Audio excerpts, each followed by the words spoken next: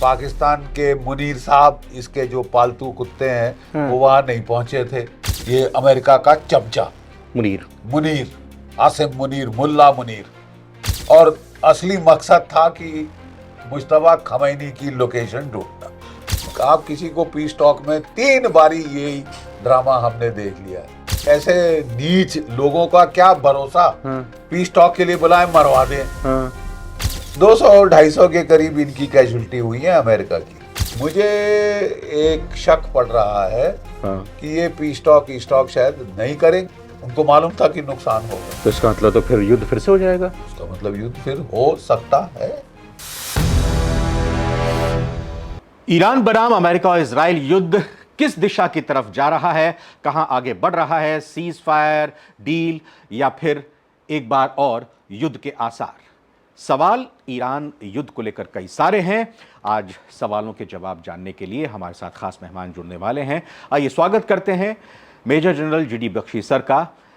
आज नवभारत टाइम्स पर वो हमारे साथ जुड़ने वाले हैं। तो आइए शुरुआत करते हैं उनसे सवालों की। आपने कहा कि ट्रंप बहुत सिंसियर और सीरियस नजर नहीं आ रहे, लेकिन ट्रंप ने तो ये तक कह दिया कि भाई मैं तो खुद पाकिस्तान जाऊंगा, I am willing to go to Pakistan. Islamabad talks में अगर सब कुछ फाइनल हो जाता है तो वो तो ये तब तक ये कह तो रहा तरह था, से सिग्नल है। ये तब तक कह रहा था जब तक कि पाकिस्तान के मुनीर साहब, इसके जो पालतू कुत्ते हैं वो वहां नहीं पहुंचे थे। अच्छा, ईरान में जहां उन्होंने ईरान से सिग्नल दिया कि हाँ साहब ये बातचीत के लिए तैयार है, तो डोनाल्ड ट्रंप के सुर ही बदल गए। Instead of reciprocating, showing relief, showing this thing, ये दुनिया को ये नाटक करने में लग गया है और इस नाटक में दुनिया मर जाएगी। यानी मुनीर अमेरिका की तरफ से ईरान के अंदर जासूसी करने के लिए गया था। मैं बिल्कुल जासूसी करने के लिए गया था। वो पहले सारी मीडिया में रिपोर्ट्स आई थी कि वो कोशिश कर रहा है कि मैं अरागची खमैनी से, मैं क्या कहते हैं, जो मुस्तफा खमैनी से मुलाकात करने की भी मुलाकात करूंगा, नहीं करने दी गई है। और उसका मतलब क्या था? इजराइल को, अमेरिका को उसकी लोकेशन पता चल जाए जहां वो बॉम्बिंग ऑपरेशन शुरू करते हैं, पहले मुश्तबा खमैनी को मार डालें। ये करने गया था ये शख्स, ये पाकिस्तान, ये अमेरिका का चमचा मुनीर आसिम मुनीर, मुल्ला मुनीर, ये करने गया। ऐसा मुल्ला है ये, ठीक है, कि मैं जाके बहाना करूंगा कि साहब मैं तो उनसे टॉप लीडरशिप का मन जानना चाहता हूं, उनका ध्यान, उनका क्या रवैया है। अगर ऐसा करने में कामयाब तो बच जाएगा ऐसा करके। अगर ऐसे करने में वो उसकी मुलाकात हो जाती मुश्तबा खमैनी से, तो मुझे तो खमैनी की जान पे खतरा लगता। नहीं तो मुनीर और पाकिस्तान बच जाता क्या, या जाके बैठ जाता अमेरिका में?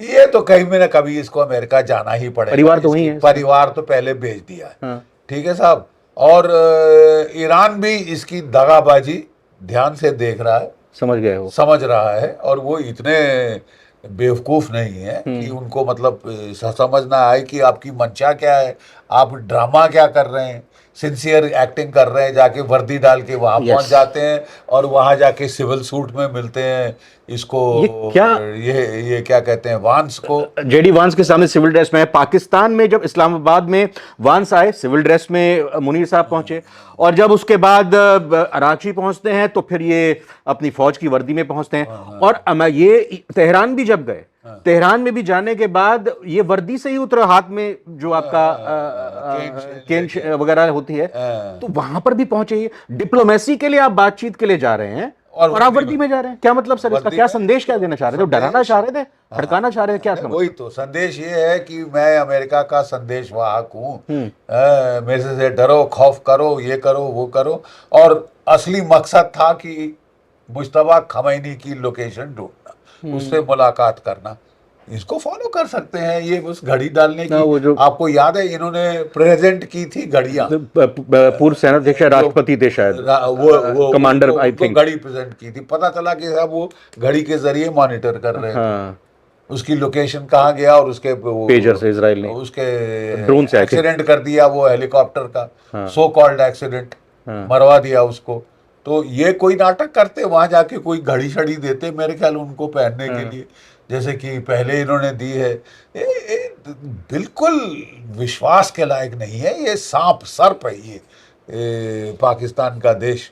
अब देखिए ईरान का इन्होंने मतलब एक किस्म से आश्वासन वहां से लिया कि हाँ जी हम पीस टॉक को तैयार हैं। अगर डोनाल्ड ट्रंप आ रहे हैं क्योंकि उनको अच्छा लगा कि एक सेपरेट सीज फायर हो गया है ईरान इजराइल और लेबनान के बीच, जो कि एक शुरू से कह रहे थे कि वहां सीज फायर होना चाहिए। इन्होंने कहा क्योंकि आपने हमारी वो शर्त मानी है तो हम जो है हॉर्मुज को डिक्लेयर ओपन करते हैं जब तक सीज फायर चलता है।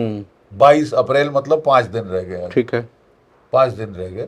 सीज फायर उन्होंने भी दे दिया, मतलब उनका भी कॉशन दिख रहा है। और जैसे ही सीज फायर बोला, डोनाल्ड ट्रंप का तमाशा देखने वाला था। मार दिया, मर गए, पीट हेग्सेथ, वो कुछ नहीं कर सकते, वो ये नहीं कर सकते, हमने खत्म कर दिया है, खल्लास कर दिया है, मतलब हमारी तैयारी पूरी है हमले के लिए। ये हरामखोरी है साहब। आप किसी को पीस टॉक में 3 बारी यही ड्रामा हमने देख लिया। अब भी हम उम्मीद करेंगे कि इस पागल शख्स को कुछ सन्मति दे भगवान और ये खत्म कराए, नहीं तो दुनिया की इकोनॉमिक तबाही आ गई है। अभी जो है आपकी प्राइसेस चढ़ रही हैं, फिर शॉर्टेजेस होंगी और फिर कॉन्ट्रैक्शन ऑफ द इकोनॉमी। ये 3 स्टेज है तबाही के। पहला स्टेज होता है आपको प्राइसेस चढ़नी शुरू हो जाती है, क्योंकि कमोडिटी जब लिमिटेड है और उसको चाहने वाले बहुत हैं, इन्फ्लेशन काफी हो जाएगा, हाई प्राइस इन्फ्लेशन होती है, प्राइस राइज होती है, जो कि इस वक्त हो रही है। ये पीस टॉक्स ने उनको डाउन किया था, मंदी लाई थी, इस शख्स ने उसमें अड़ंगा नहीं, किया। लेकिन न्यूज ये आई है अभी कि हालांकि ऑफिशियल नहीं है अभी, लेकिन पाकिस्तान में फिर से मीटिंग हो सकती है। अभी तक कमिटमेंट अमेरिका और ईरान की तरफ से है, लेकिन सेकंड राउंड की लग रहा है कि मीटिंग हो सकती है। तो एक तरफ मुनीर जासूसी करने के लिए ईरान जाता है और ईरान के सामने वो एक्सपोज भी हो गया है कि वो लोकेशन मुस्तफा खामनेई की पता करने गया है। तो आपको लग रहा है कि सेकंड राउंड का भरोसा करेंगे वो भी तब सर जब फर्स्ट राउंड की मीटिंग करने के बाद फ्लाइट, फिर बस, फिर ट्रेन और जैसे तैसे जो डेलीगेशन था ईरान का गया था, क्योंकि उनको खतरा था कि भाई हमें को उड़ाना दें। नहीं, बिल्कुल। पिछली बार कहा जा रहा है कि ईरान ने अपने F-16 फाइटर एस्कॉर्ट उनके जहाज के लिए और अमेरिका ने एवैक टैंकर ना अच्छा इजराइल पाकिस्तान ने पाकिस्तान ने ईरान की डेलीगेशन को सिक्योरिटी देने के लिए वो एस्कॉर्ट भेजा था, ईरान के अंदर की, वहां से भाई एस्कॉर्ट करके हमारे F-16 जहाज वो जो शोशेबाजी होती है दिखाने की, शोशेबाजी करी कि आपकी, क्योंकि उनको तो ये है कि ये ऐसे ऐसे नीच लोगों का क्या भरोसा पीस टॉक के लिए बुलाए मरवा दें। यानी कमीनों का, जैसे कि ना पागल कुत्तों का बिहेवियर है ये। पीस टॉक के लिए बुलवाओ, मरवा दो। तो अभी भी दुनिया उम्मीद कर रही है कि भाई खलासी करे ये आदमी, इसको जो अपनी छाती पीटनी कि मैं जीत गया, बहादुर हो जैसे मैंने इसको भी मसल दिया। मसला असला तो सिर स्वाह है, पूरी दुनिया ने देखा है कैसे मसला है। प्रॉब्लम यह है कि मुझे एक शक पड़ रहा है कि ये पीस टॉक ईस्टॉक शायद नहीं करेंगे, अगर करेंगे तो ड्रामा करेगा। और ईरान ने पिछली बार भी जब मना कर दिया, इस बार फिर मना कर सकता। अगर आप उसकी इज्जत आबरू पे हाथ लगाओ, वो लड़े किस लिए? अपनी इज्जत के लिए लड़ गए, उनको मालूम था कि नुकसान होगा। तो इसका मतलब तो फिर युद्ध फिर से हो जाएगा। इसका मतलब युद्ध फिर हो सकता है। मुझे तो बहुत अंदेशा है कि जिस तरह की हरकतें ट्रंप साहब कर रहे हैं, वो सीज फायर केवल नीचा दिखाने के लिए कर रहे हैं। दुनिया जो मतलब ये पीस टॉक का ड्रामा कर रहे हैं नीचा दिखाने के लिए, बेइज्जती करने के लिए, एंड चांसेस कम है। फिर भी होपिंग अगेंस्ट, कहते हैं दुनिया उम्मीद पे जीती है।